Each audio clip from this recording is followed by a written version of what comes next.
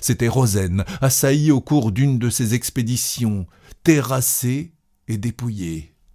Une carte de visite, fixée par une épingle à son vêtement, portait ces mots « Arsène Lupin accepte avec reconnaissance les 10 000 francs de M. Rozaine. » En réalité, le portefeuille dérobé contenait 20 billets de 1000.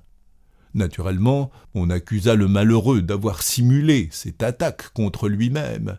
Mais, outre qu'il lui eût été impossible de se lier de cette façon, il fut établi que l'écriture de la carte différait absolument de l'écriture de Rozaine et ressemblait au contraire, à s'y méprendre, à celle d'Arsène Lupin, telle que la reproduisait un ancien journal trouvé à bord. Ainsi donc, Rozaine n'était plus Arsène Lupin. Rozaine était Rozaine, fils d'un négociant de Bordeaux, et la présence d'Arsène Lupin s'affirmait une fois de plus, et par quel acte redoutable! Ce fut la terreur. On n'osa plus rester seul dans sa cabine, et pas davantage s'aventurer seul aux endroits trop écartés. Prudemment, on se groupait entre gens sûrs les uns des autres, et encore, une défiance instinctive divisait les plus intimes. C'est que la menace ne provenait pas d'un individu isolé, surveillé, et par là même moins dangereux. Arsène Lupin, maintenant, c'était tout le monde. Notre imagination surexcitée lui attribuait un pouvoir miraculeux et illimité.